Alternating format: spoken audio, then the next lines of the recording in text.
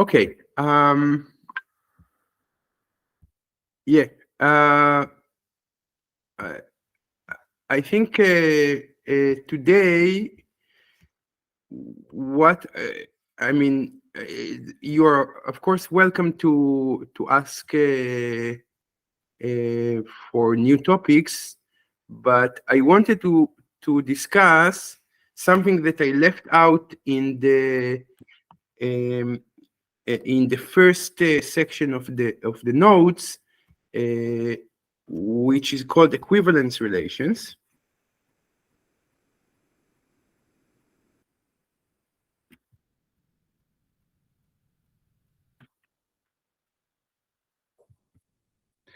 And equivalence relations, as you will see, it gives you a kind of a unifying framework for taking quotients. So this will put the constructions of quotients that we did in a new light, and hopefully something helpful for your understanding. It is not strictly necessary because you could define quotients without equivalence relations. This is what we did so far, but it can be useful to have other points of view. But before I get into it, are there any questions on the previous material?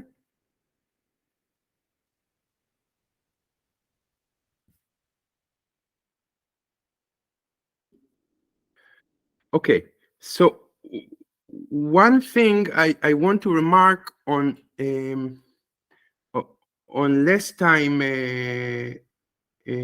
construction.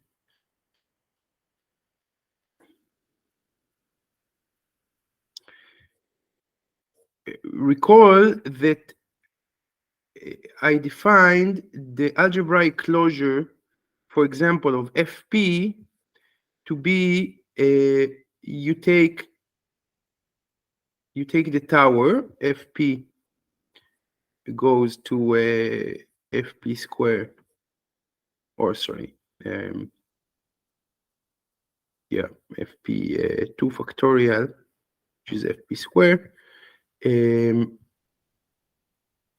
and here FP n factorial, and you define the algebraic closure as the union of all this. And you have natural operations of addition and multiplications coming from the fact that all of these guys are field inclusions. So so you could do the addition and multiplication at any finite stage you like. And indeed, if you take a finite number of elements, they have to all belong to some finite stage.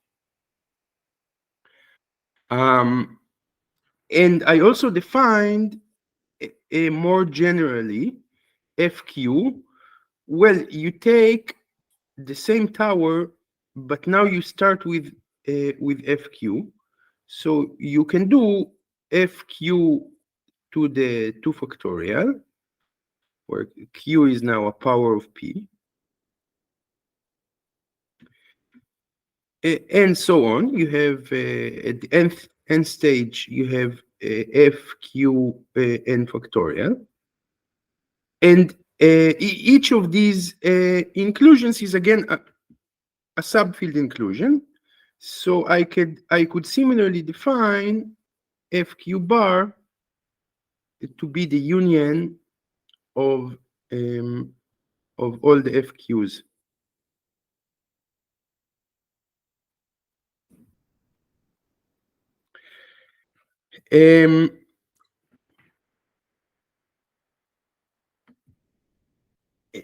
As I defined it here, the two sets here are simply equal. FP bar is simply equal to FQ bar. This is because every element, I mean, if you want to show equality of sets, you need to show a double inclusion. If I take an element X in this tower, then it belongs to some finite stage. But once it belongs to some finite stage, say fp to the n factorial, this fp to the n factorial will be a subfield of some fq to the k factorial. And vice versa. If you take an element y here, then it will belong to some finite stage. But then once I go high enough in the tower, in the upper tower, I will know that y is included in the in this stage in the upper tower. So the two sets are in fact equal, and moreover, this factorial formula is not really necessary. All we want is that each of the stages is a subfield inclusion. So I could do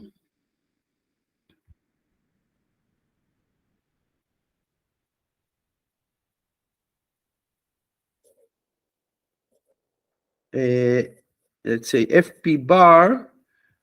I take fp, and then fp square, or maybe I choose k. Yeah, so let's say I take fp square, fp to the 4, and so on, right? Here, I apologize. Here, the n, maybe it's better to take a, and then there is no collision with the other n. But I mean, I could define also fp bar as taking fp square, fp to the 4, and in general fp to the n to 2 to the n. And this is also a subfield inclusion, because we had a lemma that I mean, let's say fp to the s is a subfield inclusion of p to the t if and only if s divides t. So you can choose any sequence of exponents that satisfy that each consecutive step, the smaller number divides the bigger number.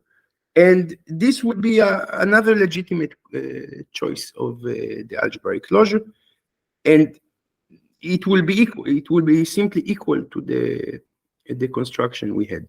And all that matters is that we have a copy in the algebraic closure. We have a copy of every finite field. I mean, up to isomorphism. And once we have that, it means that every polynomial must split, because every polynomial has to have coefficients in some finite stage, and splitting field of each finite stage is a finite field, and splitting field of a polynomial over a finite field is again a finite field. So everything is included in the algebraic closure. Is this point clear?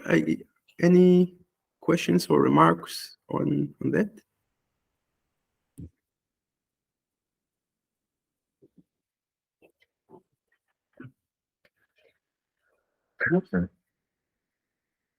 Okay, so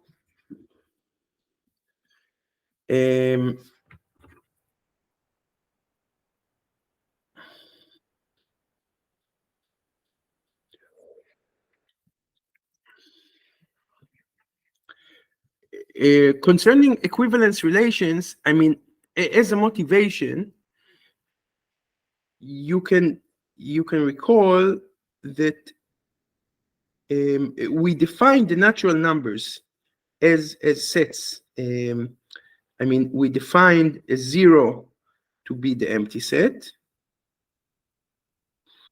1 to be the set containing a unique element being the empty set, and a 2 as the set containing the empty set as an element, and another element being the set containing the empty set as a unique element, and so on. So this is kind of a foundational construction. We usually, in this course, we don't care too much about foundations, but you could ask yourself, how do people in the foundations of mathematics or logic, how do people define the integers? I mean, assuming that I have these natural numbers, I have something corresponding to addition, because I can simply take union of sets, and if you do it properly, it gives you addition. And let's say even you had the integers, how would you define the rational numbers? I mean, for rational numbers, you really have an issue, because half is also two quarters, or 3/6, and so on. So every element has infinitely many possible representations, which should all be equal. So, let's say you define the integers, and now you want to define the rationals. You need to have a way to somehow declare elements as being equivalent, and that's the role of these equivalence relations. So a relation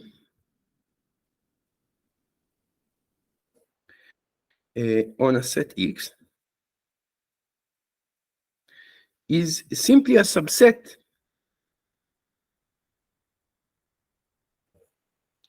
R of the Cartesian product of X with itself. And when you have a pair X comma Y that belongs to the relation, we denote X relation Y.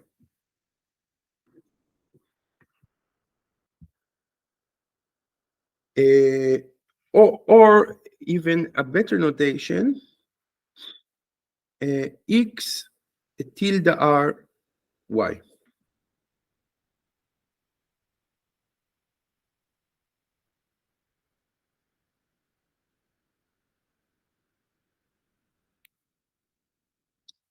Now, one famous example of a relation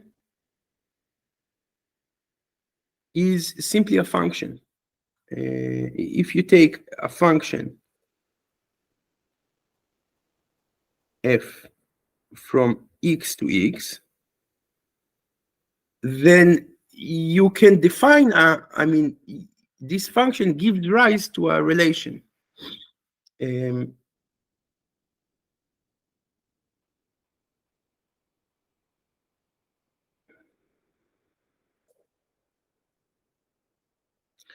Where I declare x in relation to y if and only if f of x is equal to y.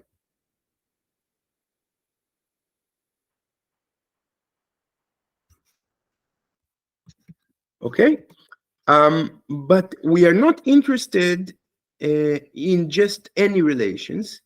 I mean, you can see from this this notation that we chose that at the very least we are interested in something symmetric, namely that x is in relation to y if and only if y is in relation to x.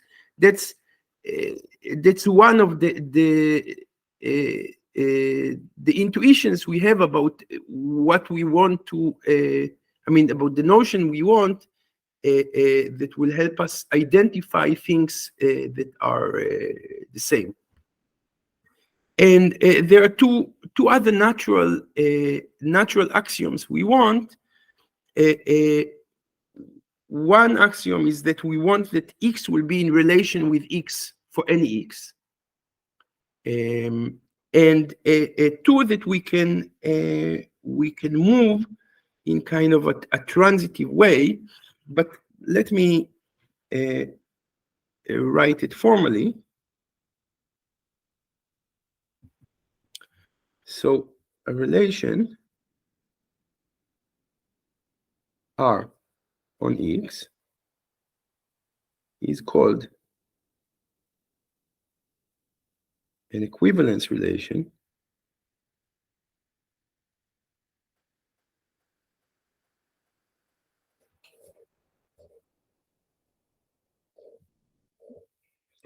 if it satisfies the following conditions.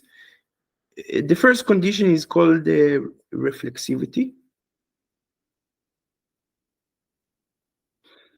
And this means that for any element x in the big set x, x is in relation to itself.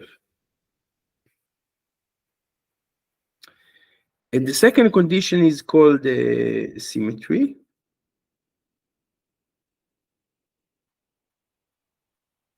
Which means that for every x and y in x, x is in relation to y if and only if y is in relation to x. And the third is called the transitive.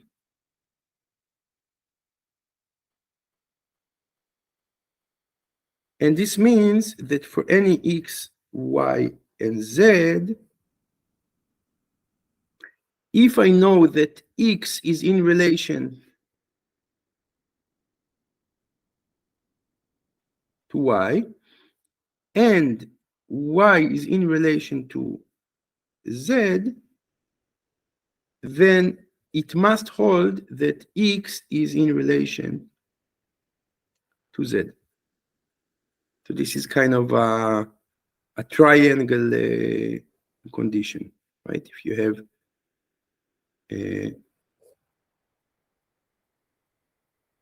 have three elements and you have some relation between x and y and some relation between y and z, then you should have a relation between x and z.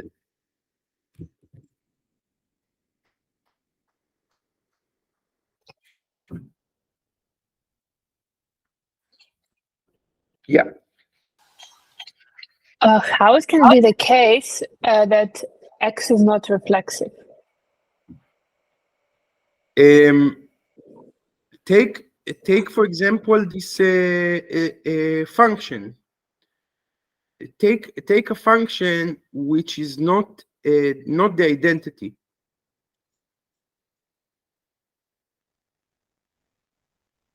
Right? So I mean,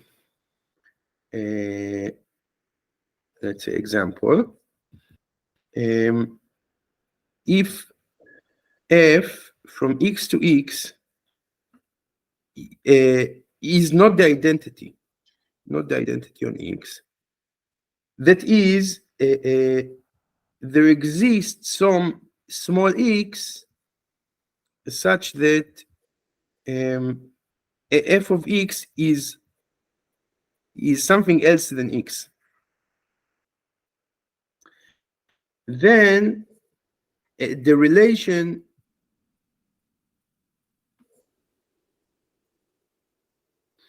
x in relation to y, if and only if f of x is equal to y, is not reflexive.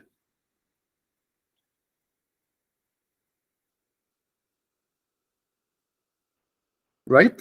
Because there will be some element for which f of x is not equal to x, and this would mean that this specific element x, or if you want, we can call it x0. So x0 will not satisfy that x0 is in relation to itself. So overall, this quantifier for all x, I mean, it will not hold. Is it clear? No, yeah, but then it means that like it will hold only for identity functions. Yeah, but I didn't say that relations only arise via functions. Oh, okay, okay. And indeed, there are many the interesting relations will not arise via functions. But I wanted you to have a slightly more general notion of a relation, and keeping in mind that we focus on a particular type of relations, and for these particular relations, actually functions are not the main example. Okay? Yeah. So okay, but if functions do not give us usually equivalence relation, what does give us equivalence relations? And this is the following example. I take x equals the integers and n some natural number, and r is equivalence mod n.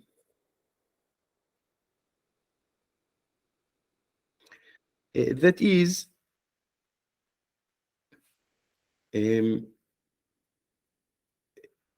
two integers, x and y,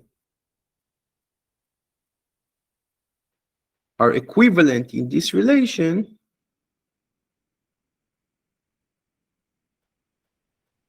x equivalent r to y, if and only if x is equal to y modulo n.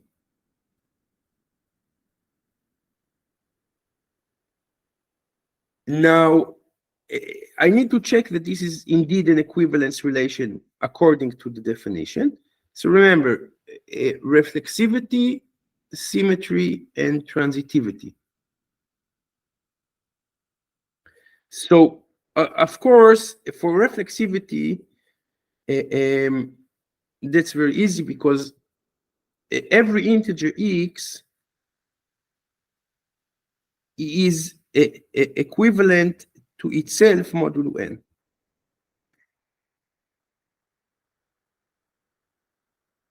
And symmetry is also very easy. For any two integers, x is equivalent to y modulo n if and only if y is equivalent to x modulo n.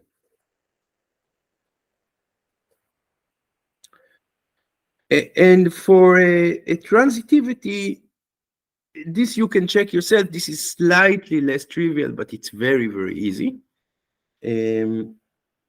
For any x, y, and z, if x is equivalent to y modulo n, and y is equivalent to z modulo n, then x is equivalent to z modulo n.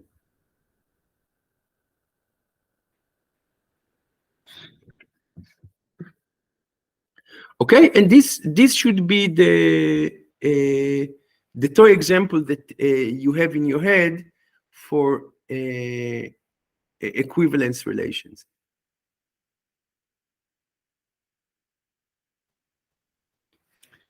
Now, given an equivalence relation, I can make a kind of a natural construction.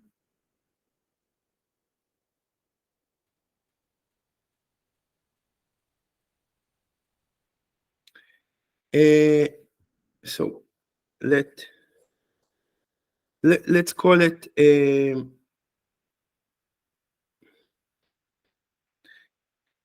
I will simply denote instead of this R notation, I will denote it by tilde.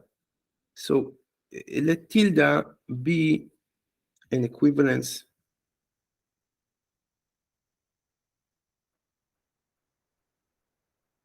relation on a set X.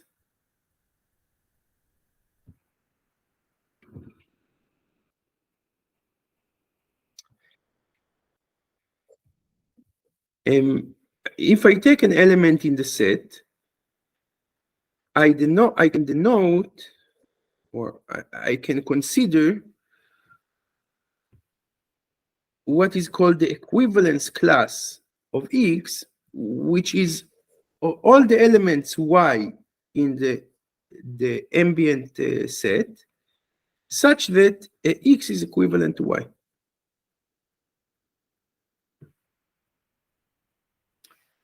This is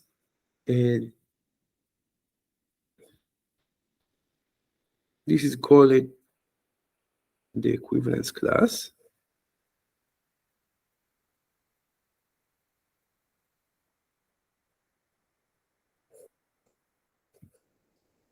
And let's note something about equivalence classes. So the picture you should have in your head is okay, maybe in the toy example that we have,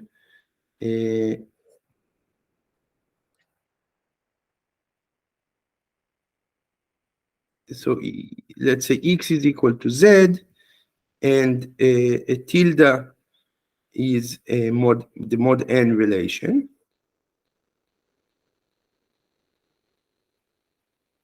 Then what is the equivalence class of 1?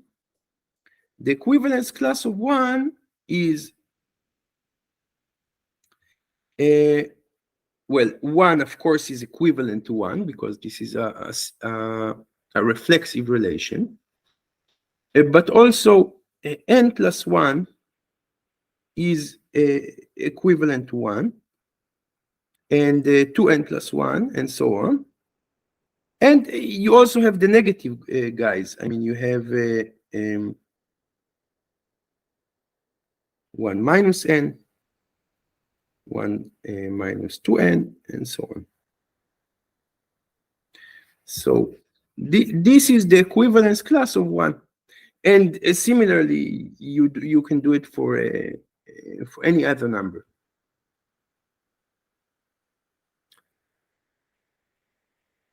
And these equivalence classes, I mean, if A and B are elements in the equivalence class of X, then I have that A is equal to X,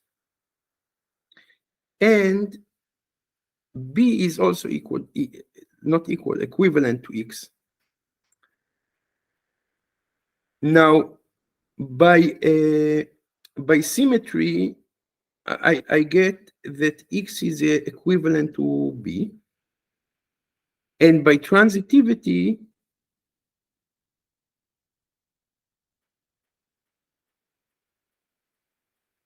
I get that A is equivalent to B.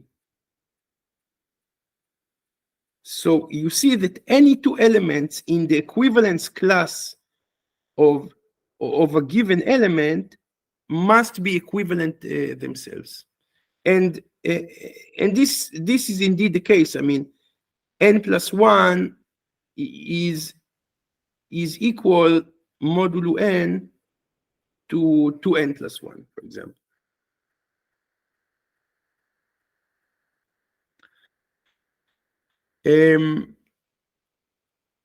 So that's one property of these equivalence classes.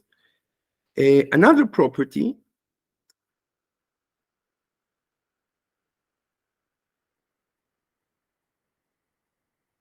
let's say I have two equivalence classes that are represented by some pair of elements X and Y,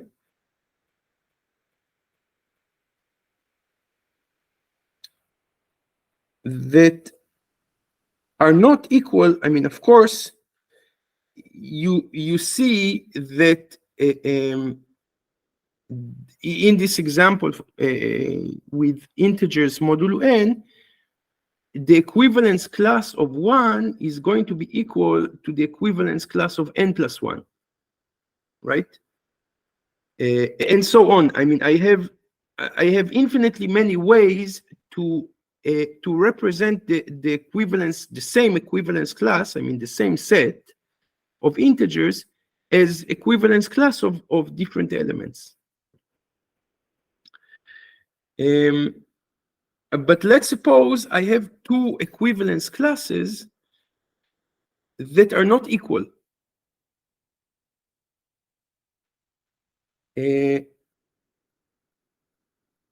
Now, if I had an element A in the intersection, I mean, equivalence classes are simply subsets of the original set, right? X is always a subset. I mean, the equivalence class of X is always a subset of the ambient set X. And if I had two equivalence classes that are not equal, and you give me some element in the intersection of the two equivalence classes, then by definition, X is equivalent, sorry, A is equivalent to X, and A is equivalent to Y. But then A is equivalent to X and Y is equivalent, sorry, X is equivalent to A and A is equivalent to Y, which implies by transitivity that X is equivalent to Y. But if X is equivalent to Y, then it must be that the equivalence class of X is the same as the equivalence class of Y. Because every element, you take some element, I don't know, T. If T is an element in the equivalence class of X, that is to say, T is equivalent to X, then, I mean, since I also have X is equivalent to Y,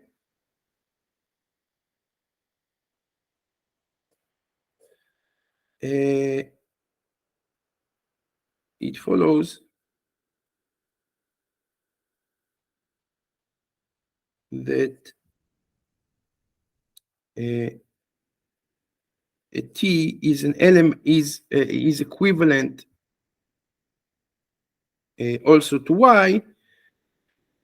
That is to say, that T is an element in the equivalence class of Y. And conversely, I mean, the role of X and Y here is symmetric, so I would get that two equivalence classes. I mean, one thing to note here is two equivalence classes are equal if and only if their elements, I mean, their representing elements X and Y are equivalent in this relation. So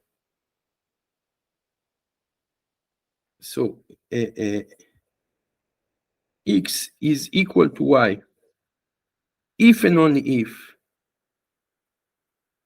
the element X is equivalent to Y, and moreover, if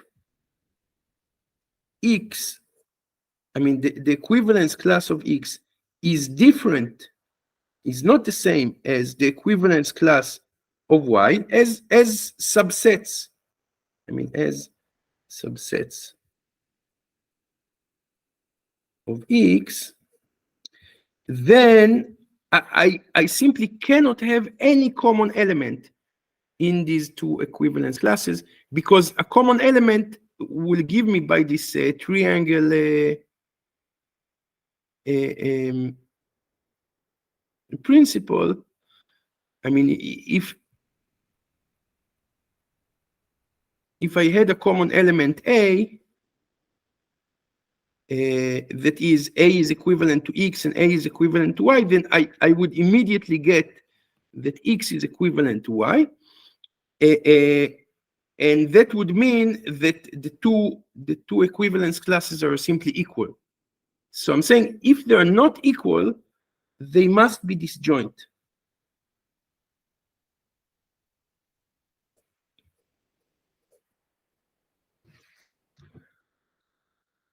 Okay, and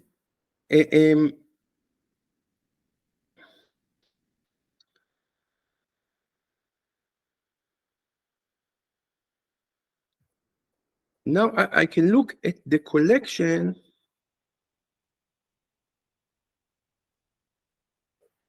which I call Q. It's it's a set of sets. An element in the set Q is an equivalence class of X, that is a subset of the ambient set X, and I run over all the elements X in X.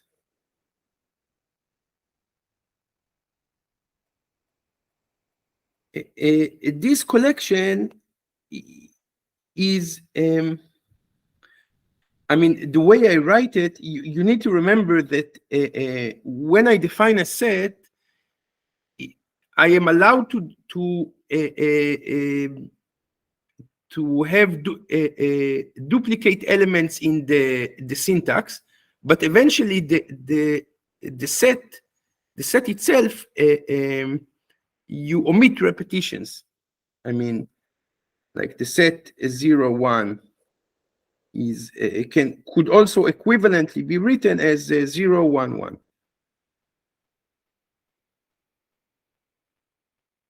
Okay, so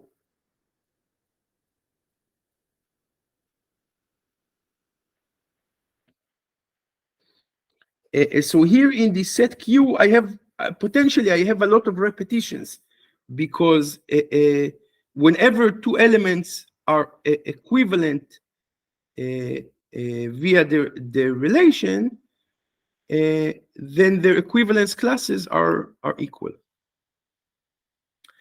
But the collection here is a partition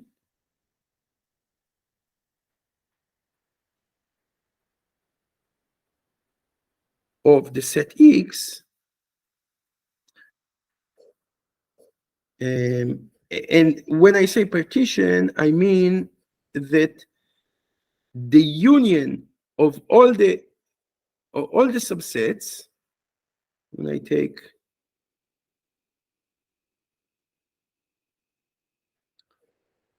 X in X, this gives me the ambient universe X, and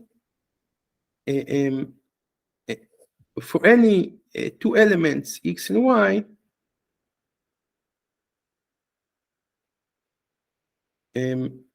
either X is equal to Y, or X is disjoint to Y.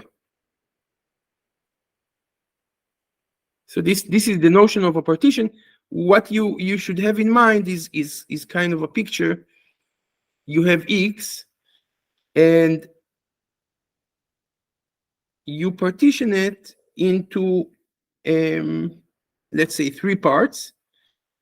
This could be the equivalence class of X1. This could be the equivalence class of X2, and the one of X3. To say that it is a partition means that the union of all the sets give you the entire universe X, and two elements, I mean two sets in this collection are either equal or disjoint.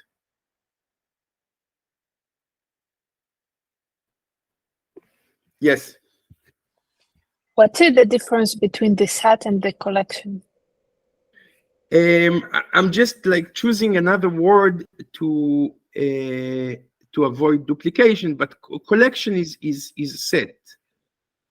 Okay. I mean, yeah, there are like several synonyms. You can call it a collection, or I mean, collection means a collection of sets. Sometimes people call it a family of sets, and so on. Okay, but it is, I mean, it is a set of sets.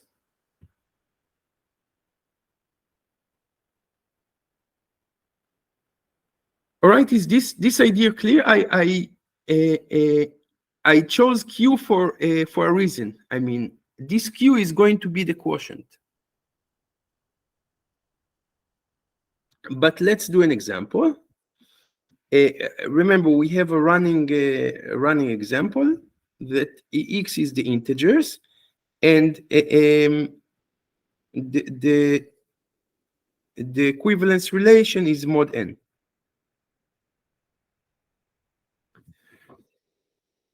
Then what I can do, I mean, of course, if I just go by definition, I could write this is all the x's in Z. I mean, all the equivalence classes of X, such that X is in Z. So, you know, I have like the equivalence class of a 0 or -1, and so on, but also the equivalence class of 1, 2, and so on. But this writing has a lot of repetitions. Because remember, the equivalence class of, for example, 0 is going to be equal to the equivalence class of n. So I could write it, if I want to remove all repetitions,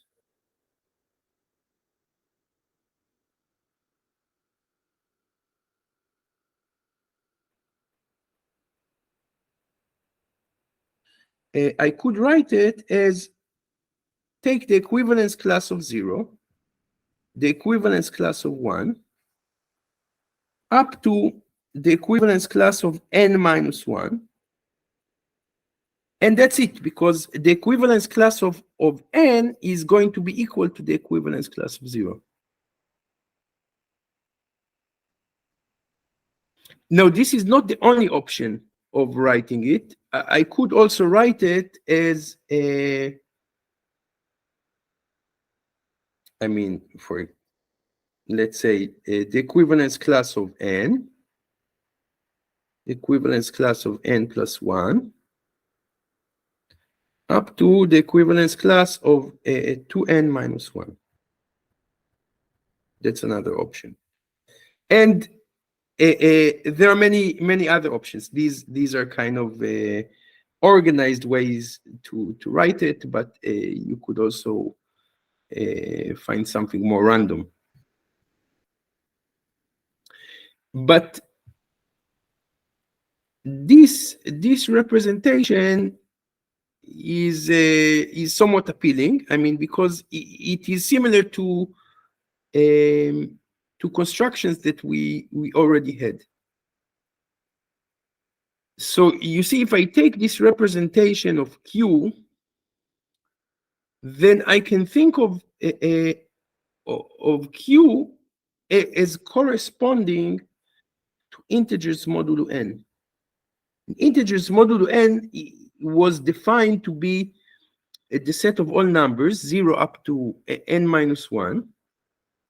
But I might as well take the equivalence class of these numbers modulo n.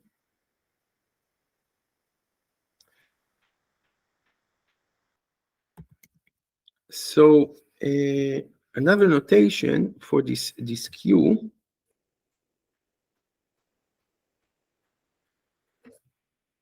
given a set X with an equivalence relation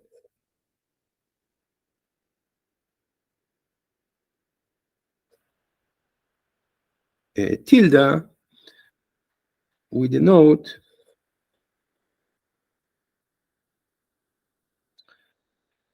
X modulo tilde is simply the set Q. That is the collection of all equivalence classes of elements in X.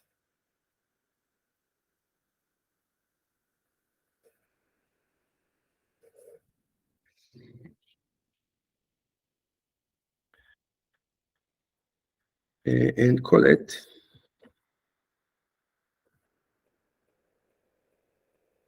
the quotient set.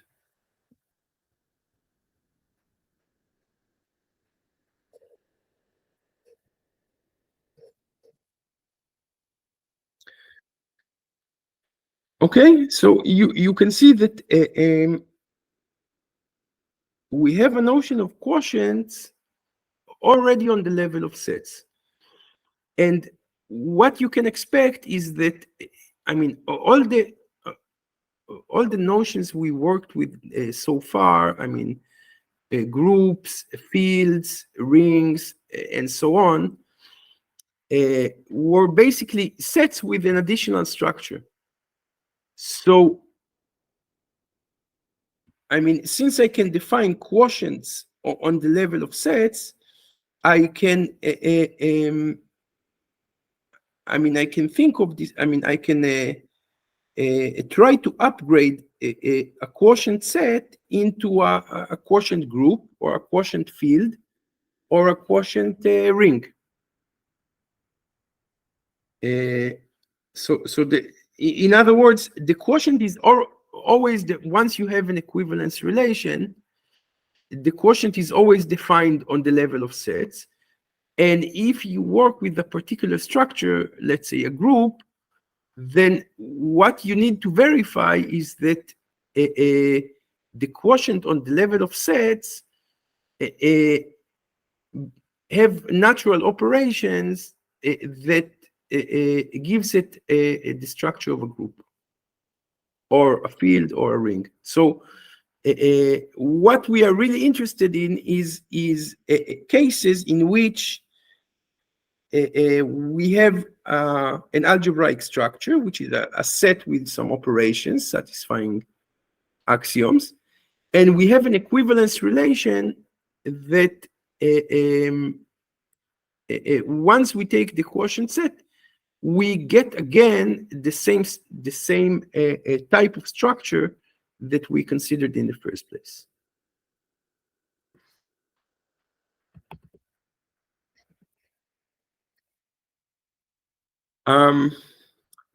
Let me give an example in sets. Just another simple example. I mean, you have let's say the set with 7 elements, 1 up to 7. And let me, instead of writing it all, let me draw it.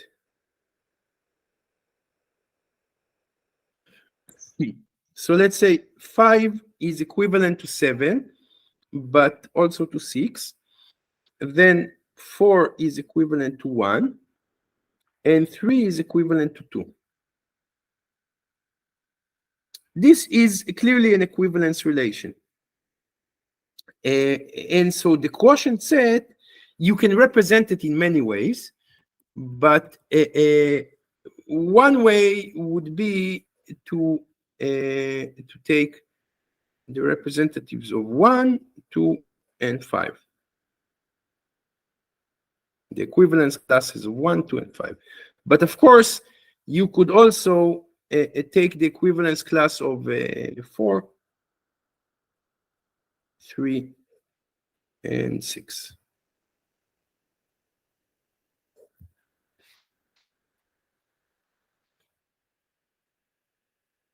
Okay. Before we take a break, are there any questions on this, on what we discussed?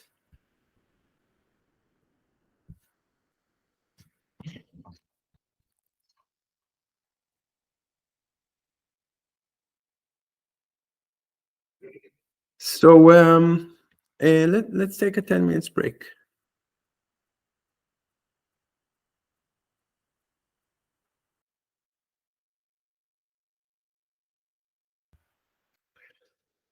Can we start again? Yep.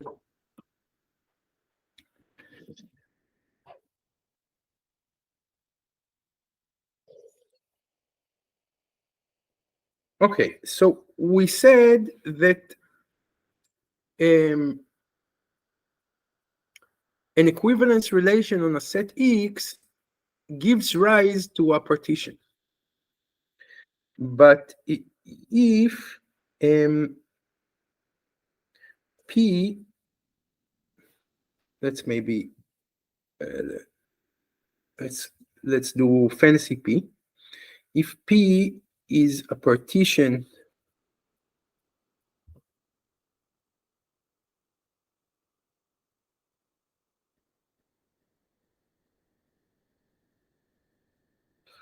of a set X, i.e., P is some collection of sets, let's say UI, where I is an index in some index set. And recall, a partition, it means that for any two sets, I mean, two sets are represented by two indices, I and j.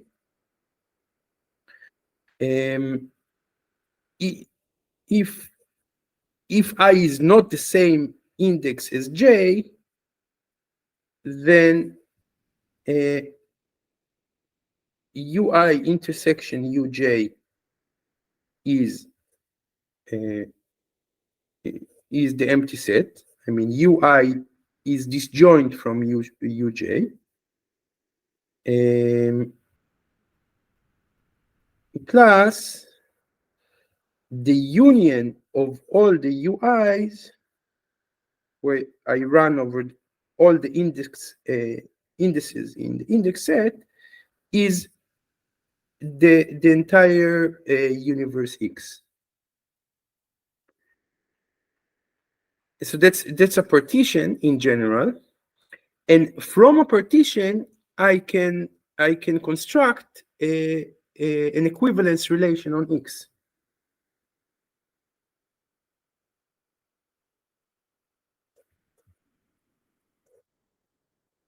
Equivalence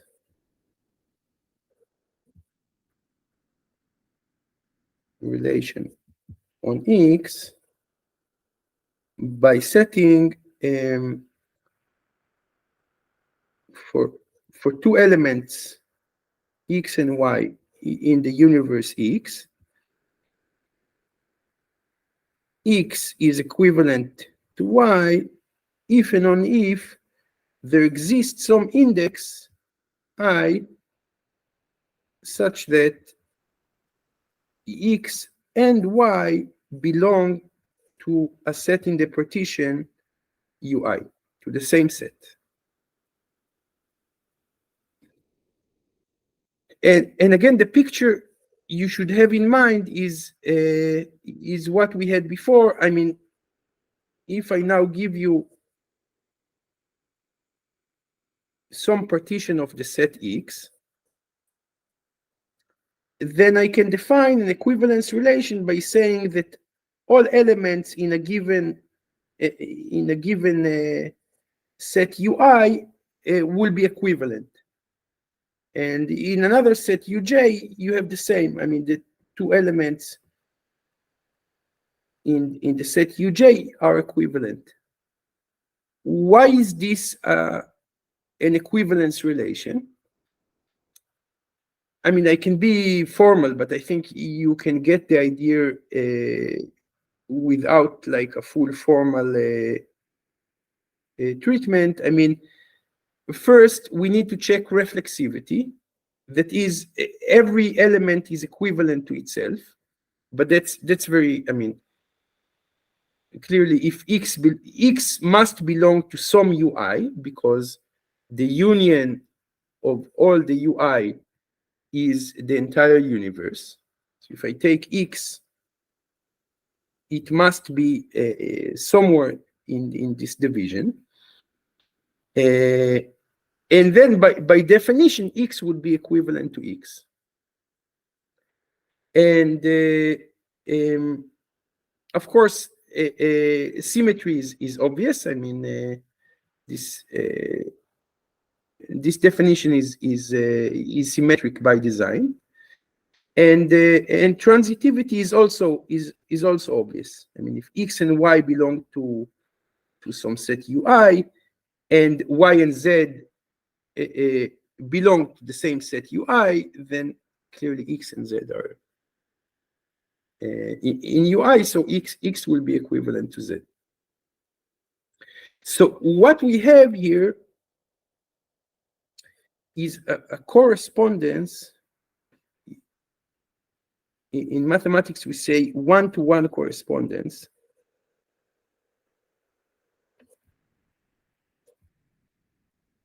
between equivalence relations on X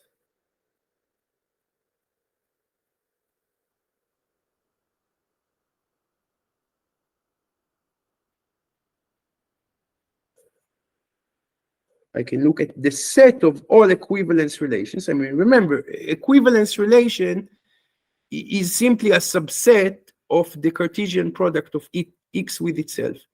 So I can consider the collection of all equivalence relations on X. And on the other hand, I can consider the collection of all partitions of X.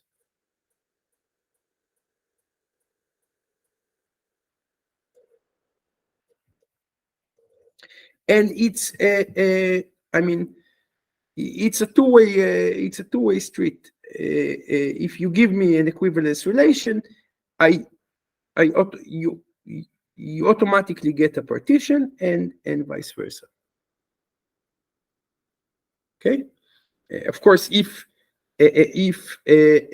two equivalence relations are not the same, then they will give you partitions which are not the same, and so on. So you actually have this one-to-one correspondence is just another name of a bijection between two sets. Okay, so this is one level abstraction of the discussion we had.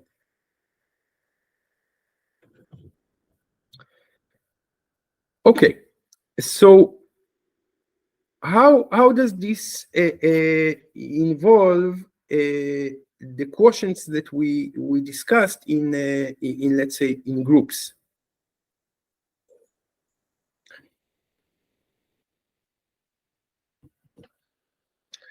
If G is an abelian group,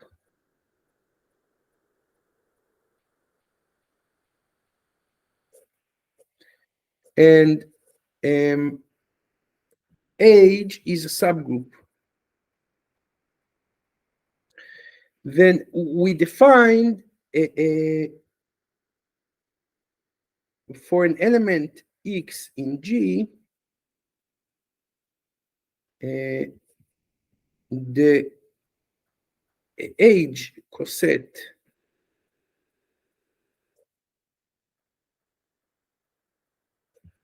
of X is the following set. It's denoted as X times age. I guess I don't know what you prefer, but in general, I take for groups, I take multiplicative notation. And in multiplicative notation, the cosets are denoted as X times age. And this is the set of all products X times age, where age is in age. Yes. Yeah, for elliptic curves, will you also be using multiplicative notation? No, for elliptic curves, I'm going to use this OSAM. Okay. This is really it's a matter of choice, of taste, if you wish. But generally, the literature of abstract group theory is typically written in multiplicative notation. Okay. And then for abelian groups, this depends on your choice. I mean, many authors immediately take additive notation for abelian groups, but you could also do multiplicative notation. I think it's good to get used to both and be able to do a switch in your mind, it also kind of forces you to look at this in an abstract sense. I mean, it's a binary operation. We can call it multiplication or addition. It doesn't matter eventually. Fair enough. Thank you, Matan. And so, yeah, so in additive notation, you will denote the cosets as x plus h, right? Because the whole point of this notation is to indicate that I take all the binary operations of x with an element in h. Now, we defined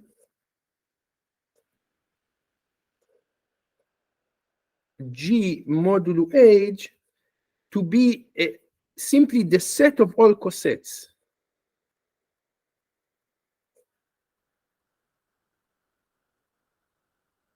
And we said, recall that, I mean, this kind of writing, it potentially has a lot of repetitions,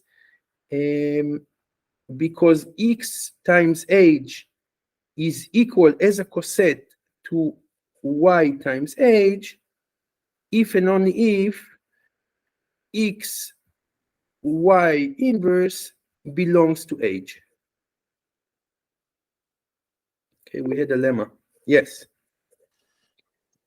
Just to check, this notation G slash H has nothing to do with G without elements of H. No. Yeah, this you should read as G modulo H. G without elements in H is written like this. It's it's like minus. Sometimes really people just denote G minus H. Okay. Okay.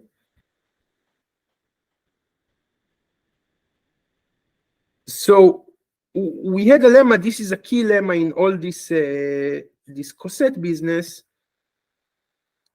that two cosets are equal if and only if, when you take the multiplication or the binary operation of one element with the inverse of the other, you get an element in the subgroup H. And what I claim now, and maybe just another point to recall, G mod H has an abelian group structure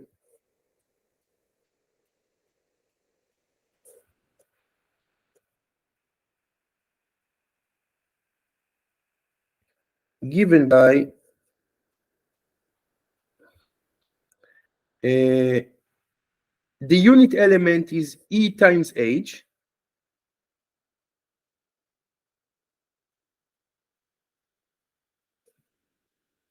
but of course E times H is simply H. When you look at this definition, you take all the multiplications of E with an element in H, you simply get all the elements in H. And if I now want to multiply two elements, then I simply multiply their representative, and then I take the corresponding coset.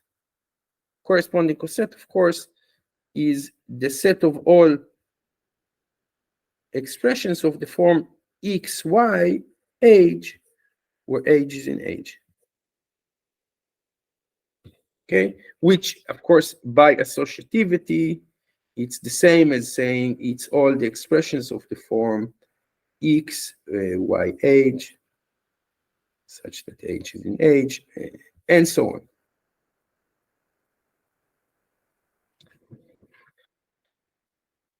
And okay, it took us some effort to see that that indeed this gives the structure of an abelian group. I mean, the inverse. So this is a multiplication. The inverse of an element xh is you take the inverse of the representative x minus 1h. Now I claim the following. The collection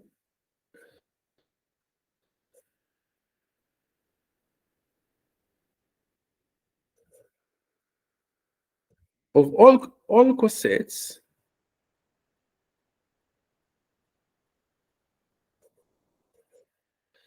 is a partition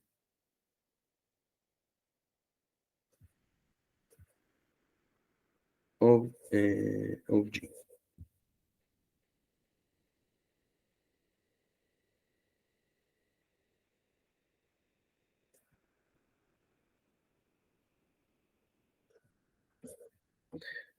So what do I need to show? First, I need to show that the union of all the sets in the collection is giving me the entire ambient set. In this case, it's the set G.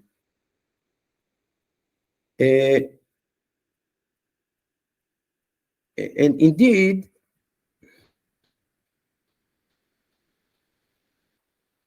if let's say G is an element in the set G in the universe, then G must belong to GH, because G is equal to G times E.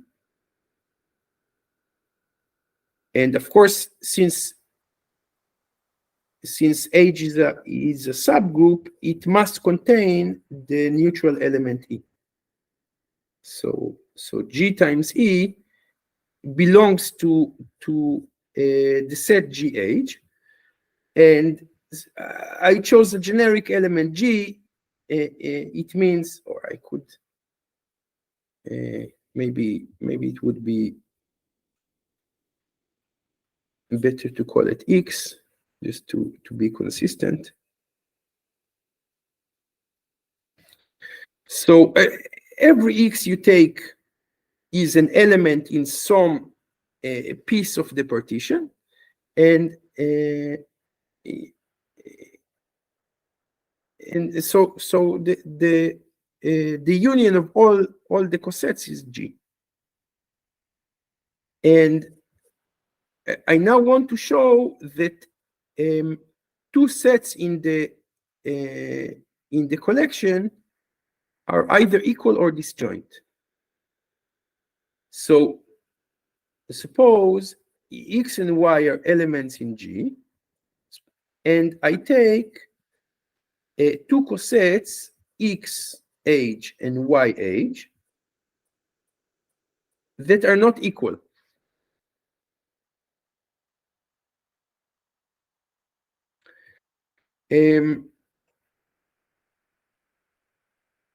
I want to show, of course, that the intersection of the two cosets is the empty set. That is, I want to show that if two sets are not equal, then they must be disjoint. So suppose, well, towards contradiction,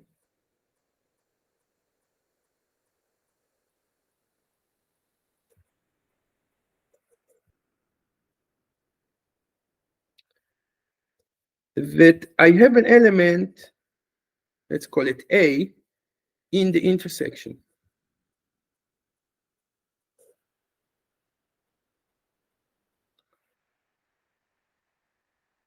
What does it mean?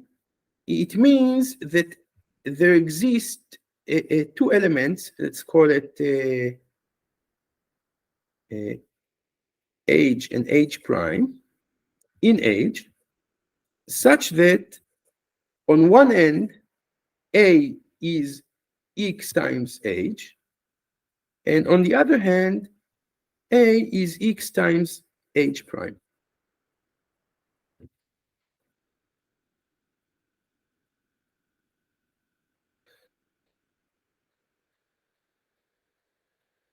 If I have this, then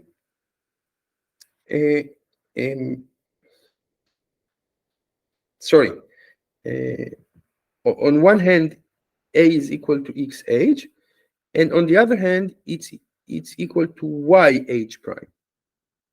Okay, that's what it means to belong to the coset YH. And what I can do is, if I have this equality,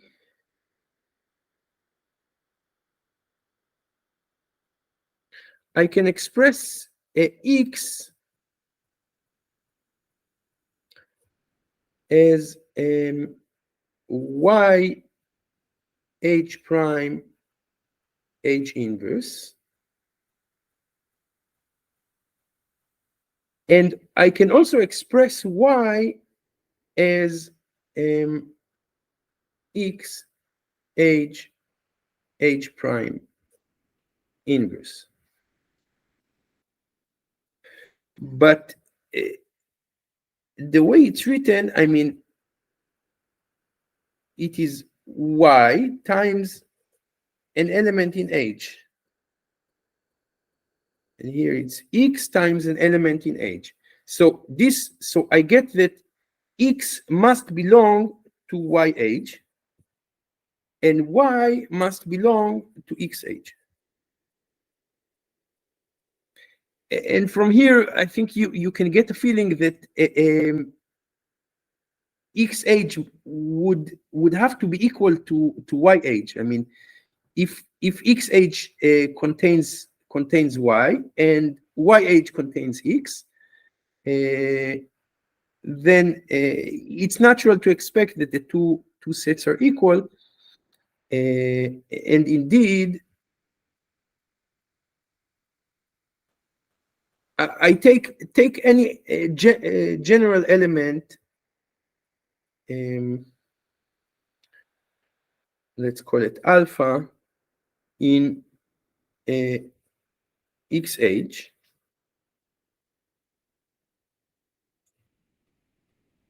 So let's say alpha is equal to XH1 in XH. Then since X is already in YH, it means that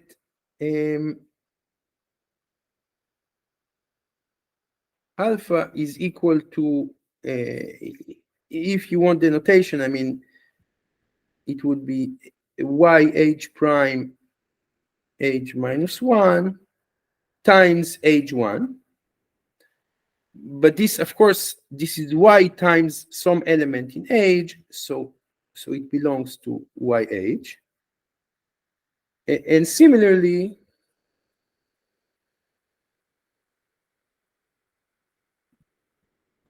if beta is some Y times H2, an element in YH, then I can write beta as, since I can write Y as X times an element in H, then I would get XH H prime inverse times H2. And this is clearly an element in X age.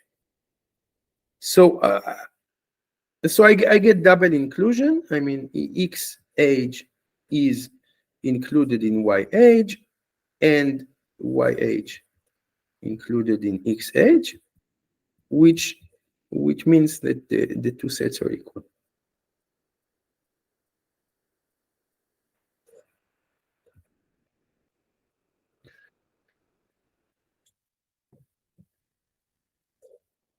Okay, and this completes the proof. I mean, we wanted to show that the collection of all sets, all cosets, is a partition. We showed that on one hand, the union of all cosets is the original group G, and any two cosets are either equal or disjoint. So here we got a contradiction. I mean, we assumed that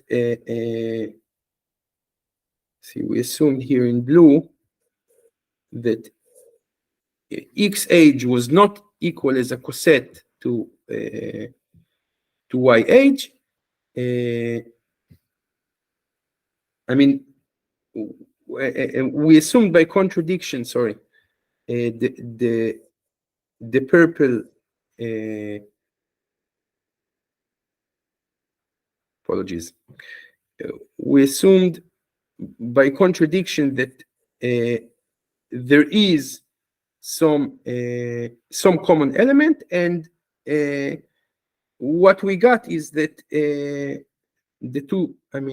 two sets are equal. So this contradicts the blue assumption here.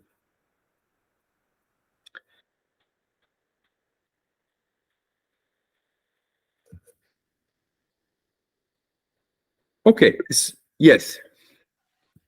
I'm not sure I understood the first part, like how a unit element helps us to prove that the union of all H cosets is G. Well, I mean, what do I need to prove in order to see that the union of all of a collection of sets is this ambient set G? I take a generic element in the ambient set, let's call it X, and I need to show that it belongs to one of the pieces of the union. If I show this, then of course, if it is an element in one of the pieces, then it belongs to the union. I mean,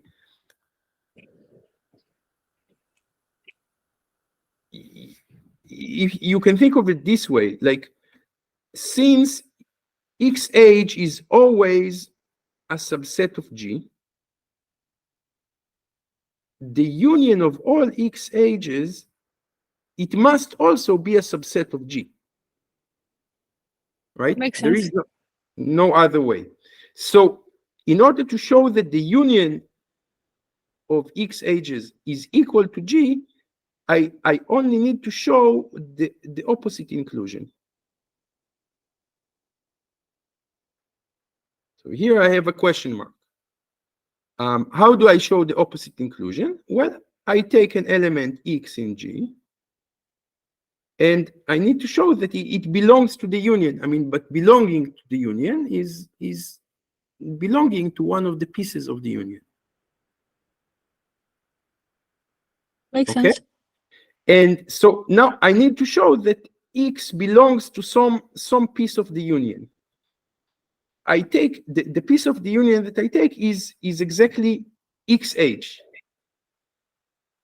And if I take this coset X age, then clearly X is in this coset, because I can write X as X times E, and E is in age.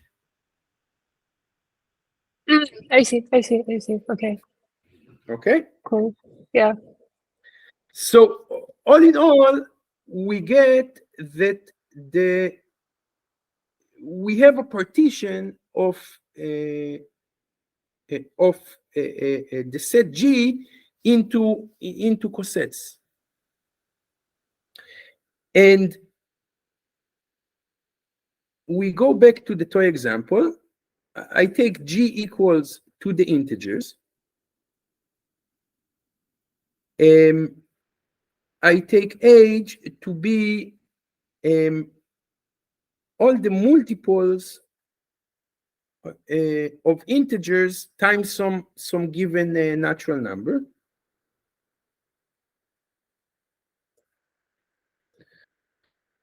And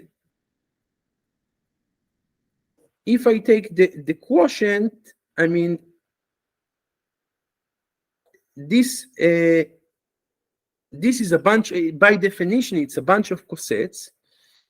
Here, now I have, in this concrete example, I have additive notation. So the cosets I will have are 0 plus nz, 1 plus nz, up to n minus 1 plus nz. That's one option to, I mean, to write the collection of all cosets without repetition. But the claim I had is that the collection of all cosets, I mean, by the claim,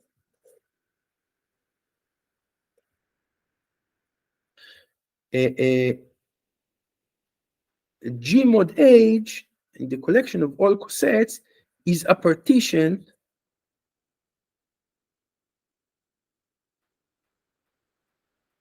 of the ambient group G. So it's a partition of the integers. And a partition of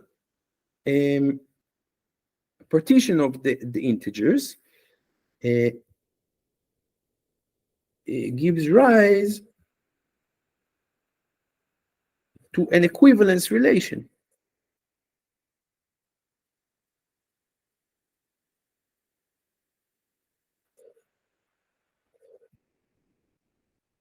So what is the equivalence relation that I get from this specific partition?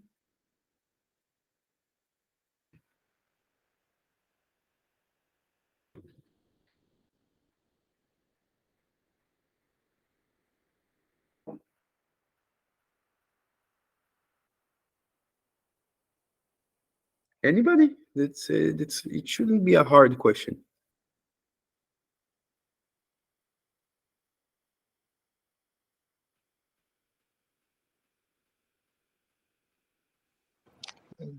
It's n times h.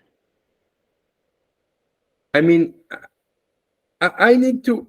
I'm asking, what is the equivalence relation you get out of this partition? I mean, here you have 0 plus nz, 1 plus nz, up to n minus 1 plus nz, is a partition of the set of integers, right? I mean, every integer is either a multiple of n, that is, it belongs to 0 plus nz, or it has a remainder 1 when you do long division with n, or it has a remainder, 2 up to n minus 1 when you do long division with n.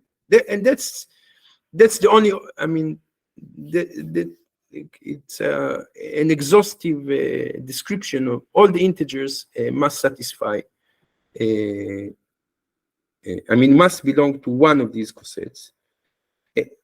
So, and of course, any two cosets here are disjoint in this particular description. So it's a partition.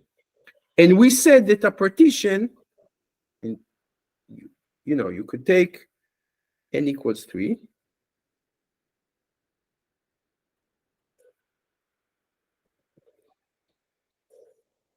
then what I get is a partition of the integers. In one set, I have the, let's call it 0 plus 3z. And here I have 1 plus 3z. And here I have 2 plus 3z. This is the name of the cosets, but what's inside here is, here I will have the number 0, the number 3, and so on. Here I will have 1, of course also minus 2, here minus 3, and so on. So this is minus 2, 1, 3, etc. And then 2, 5, minus 1, and so on. And this is a complete, it's a partition of the set of integers, right?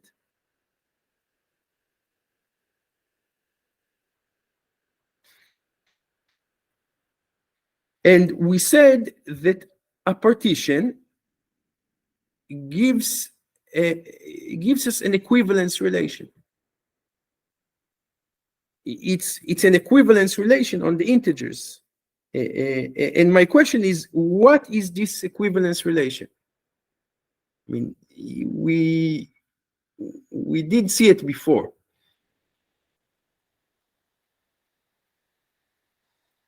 Something like K plus NZ. Equivalence relation, in order to define an equivalence relation, you need to tell me, I give you two elements in the ambient set, A and B. And you need to tell me when exactly A is equivalent to B. You need to fill in this question mark.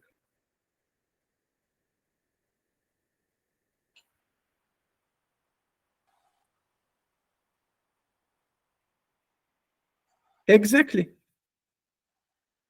The equivalence relation we get is the mod 3 equivalence relation. A is equivalent to B if and only if A is equal to B mod 3.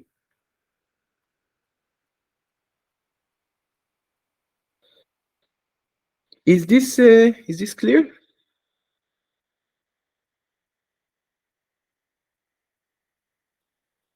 So you see what is happening here, is that we had a construction of this quotient group.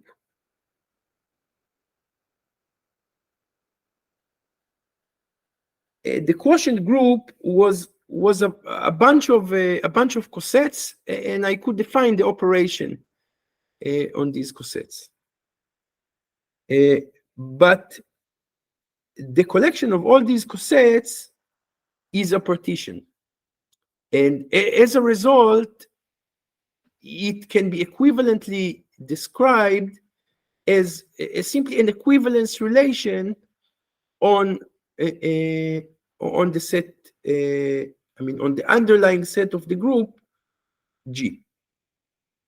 An equivalence relation, I can take simply the quotient set, the collection of all equivalence classes.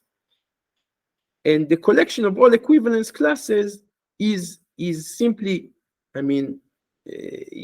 it's just an alternative description of the quotient. And more generally, this is the typical way to construct a quotient of objects. We define some equivalence relation such that when I look at the equivalence classes, I get again the same the same type of structure that I started with.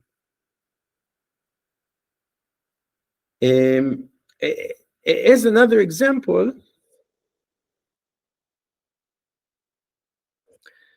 I take a field F,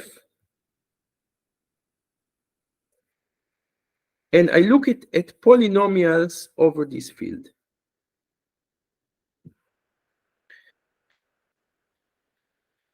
Now,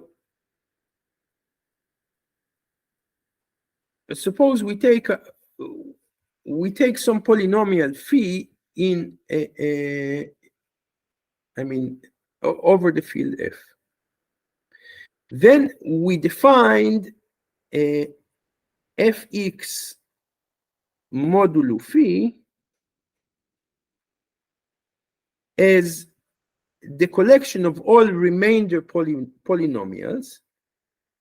Let's call it Rx equals sum AI x to the I, where I equals to 1 up to, let's say the degree of phi is n, then the remainder polynomials go up to level n minus 1. So let me just write it slightly better. It's the collection of all Rx. Rx is A0 plus A1x plus an minus 1 x to the n minus 1, where all the coefficients, the AI, are elements in the field F. So this is as a set, fx modulo phi is simply the collection of all remainder polynomials. And what I claim, so we saw if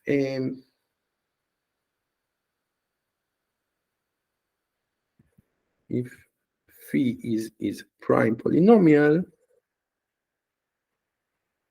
then a mod phi arithmetic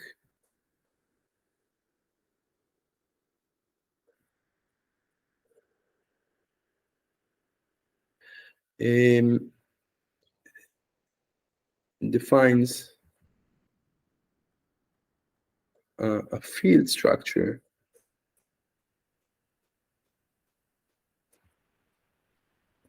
on fx modulo phi. But I could also take the equivalence. I could define an equivalence relation via the following.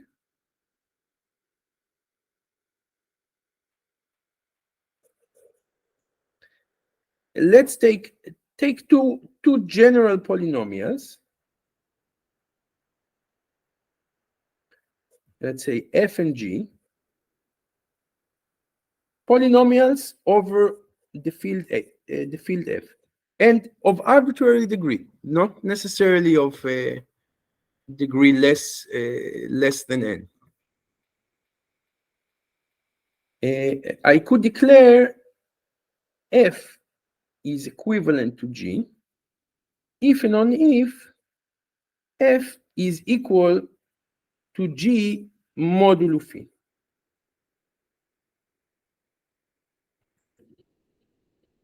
And it's an exercise. You should be able to show that this is an equivalence relation.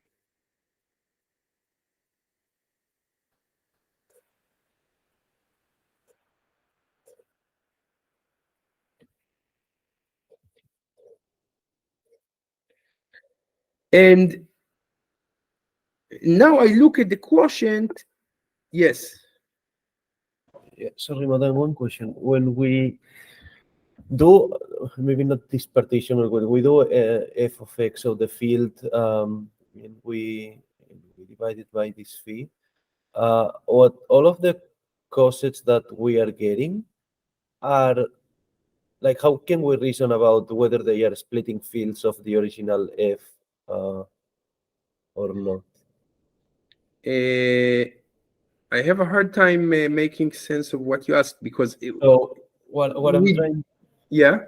if you have a partition over the field F defined over a prime polynomial, whatever, the resulting cosets of these, would they be like subfields of F, or like how can we understand it when we translate that to fields?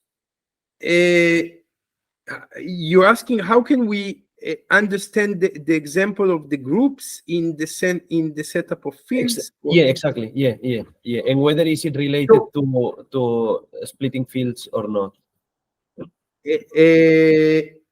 So the answer is that it's just the construction as we did it.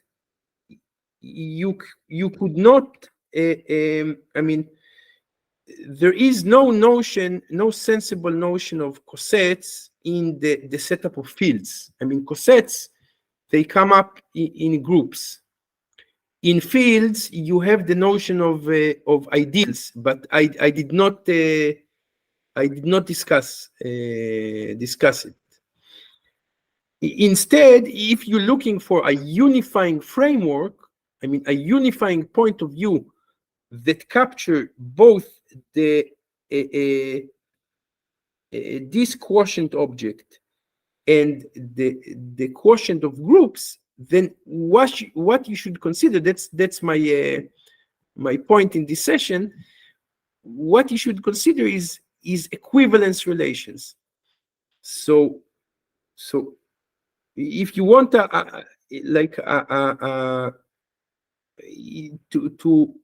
to view both of these constructions, I mean the quotient group and this quotient field, in the same way, that you should say that you have an equivalence relation that defines the quotient, and on this the quotient set by the equivalence relation, you have natural operations in one case of an abelian group, and in the other case of a field. Okay. May I ask also, now that you mentioned why over fields we cannot do this reasoning and just over groups? Is because we have extra restrictions over what is defined as a field, such as having inverses or stuff like that, or it doesn't matter and it's something else? Yeah, I mean, what we are working over is not actually a field. I mean, this creature is a ring. Oh, okay, fair enough. So it doesn't have inverses for all elements. In fact, it doesn't have inverses for any polynomial of degree bigger than 0. Does not have inverse, a multiplicative inverse. So we couldn't play the exactly the same game as before. Okay. But what we do instead is we look at a mod phi arithmetic. Of course, you need to assume that phi is prime. Otherwise, you won't have multiplicative inverses. But yeah, so this is the story of, and it's related to splitting fields in the sense that this is the construction that allowed us to find one root of phi. I mean, in this field, phi, if I look at it as a polynomial with a new variable, capital X, then it is x minus alpha times some psi x. In other words, it has a root in this new field K, and the whole the whole story of splitting fields and so on relied, it was essentially just a repetition of this principle. I mean, once you are able to find one root of a polynomial, then you can repeat the construction, find all the roots. So, but that's another topic. Thank you. Okay, so what I claim here is that you could realize this construction of a polynomials modulo a prime polynomial as defined by an equivalence relation on the set of all polynomials. And when you look at the equivalence classes, I mean, you take the ambient set, take the ambient set fx, and you mod by the equivalence relation. This means, recall, by definition, it means that I take all equivalence classes of elements in the ambient set. But this writing has repetition. So if I want to express it without repetition, I need to take an exhaustive set of representatives. And this would be, in fact, one way to do it would be to take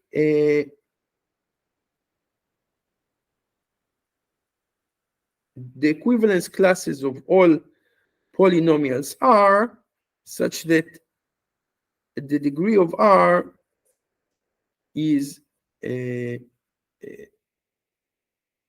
less or equal than n minus 1.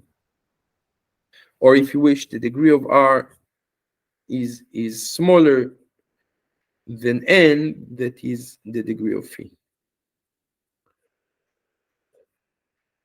And the reason is that the reason we have this equality is that, recall, f, I mean, the equivalence class of f is equal to the equivalence class of G if and only if f is equivalent to G. In our case, equivalence is equivalence modulo phi. So f is equivalent modulo phi to G if and only if they are equal modulo phi. But if they are equal modulo phi, I can subtract any, I mean, any multiplication of phi from both of them, right? I could write f as let's say q1 phi plus r1, and I could write g as q2 phi plus r2. That's just by long division, and f is equal to G modulo phi if and only if R1 is simply equal to R2 as polynomials with degree strictly smaller than the degree of phi.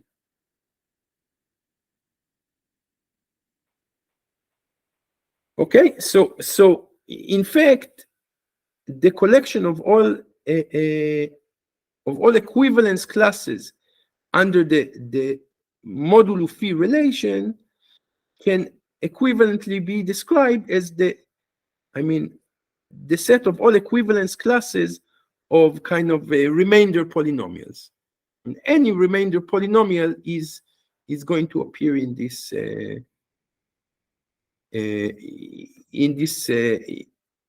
set, And if the degree, I mean, if you take two remainder polynomials, two polynomials of degree less than n, and you know that they are not equal, I mean, if R1 is not equal to R2, then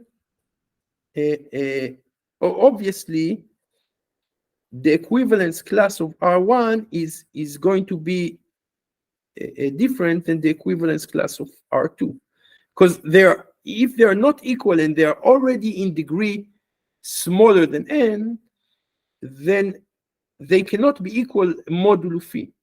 So in particular, the equivalence class is going to be different.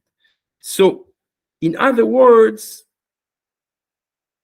if I take this quotient set, I mean, I take polynomials with indeterminate x, and I mod out by this equivalence relation of modulo phi,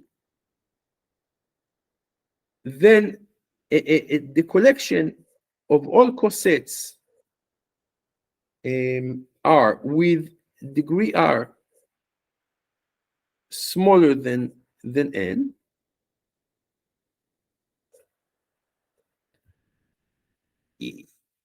it has no repetitions. This guy, no repetitions.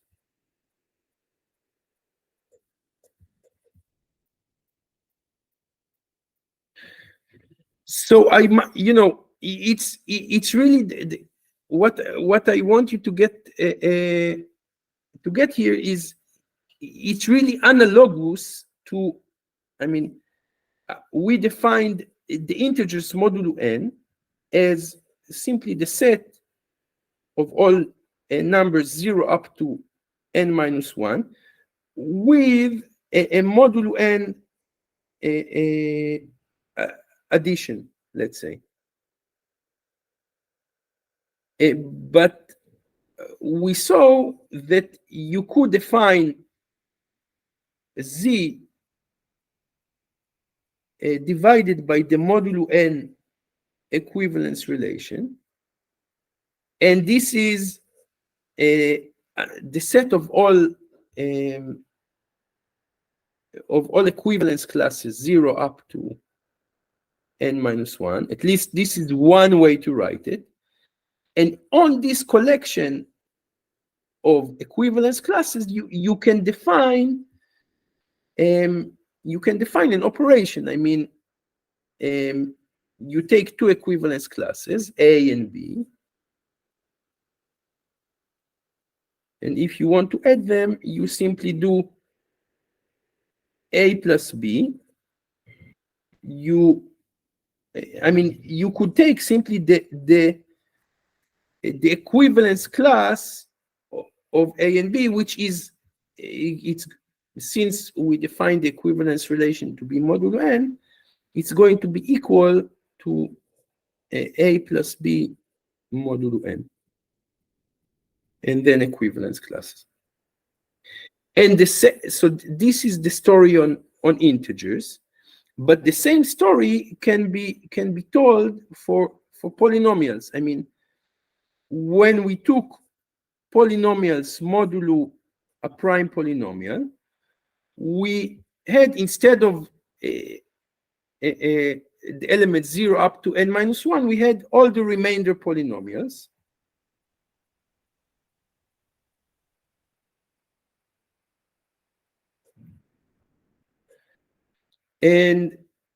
But alternatively, I could define an equivalence relation on the set of all polynomials. And when I take the quotient set by this equivalence relation, one way to represent it is all the equivalence classes of remainder polynomials.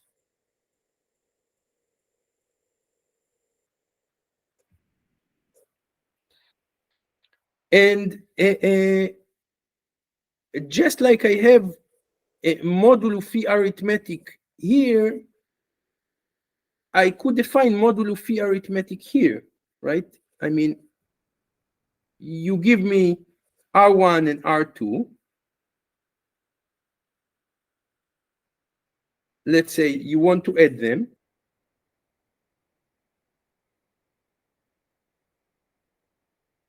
Plus R2 and take the equivalence class. Taking the equivalence class here at the end is simply doing modulo phi. And the same would be for multiplication. I mean, you take an equivalence class of R1, an equivalence class of R2, you want to multiply them. Well, you multiply the representatives, and you take equivalence class. Again, taking equivalence class is doing modulo phi. So, in other words, this is an alternative description of the construction of the field. Okay, we're over time, but I want to leave some room for questions because this point is I think is important for later.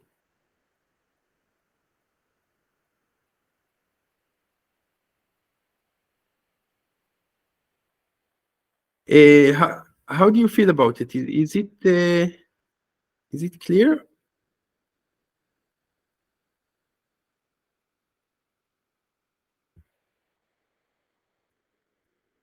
Is it possible? Okay. I mean, because as always, it sounds clear, but when you revisit it alone after the session, some things kind of get a bit messy. So maybe it's easier to bring the questions at the beginning of the session. Yeah, this is I mean, this kind of approach is the reason I postponed the issue of equivalence relations to now, because it's a bit more abstract. Yeah. And typically the abstract approaches are harder for newcomers. It depends on your taste. I mean, some people actually get along with abstract stuff more easily. And yeah, so but the advantage of this abstraction is that you can view both the construction of quotient groups and the construction of these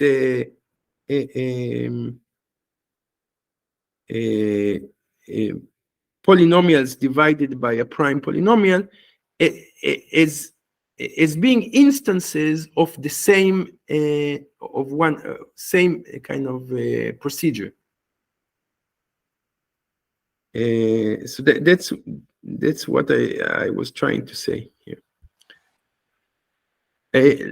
Lisa, it is now much clearer than when we took the partition for the first time. It was like, I think, 5th or 6th lecture or something like that. Yeah. So, but you feel that this is clear now? Yeah.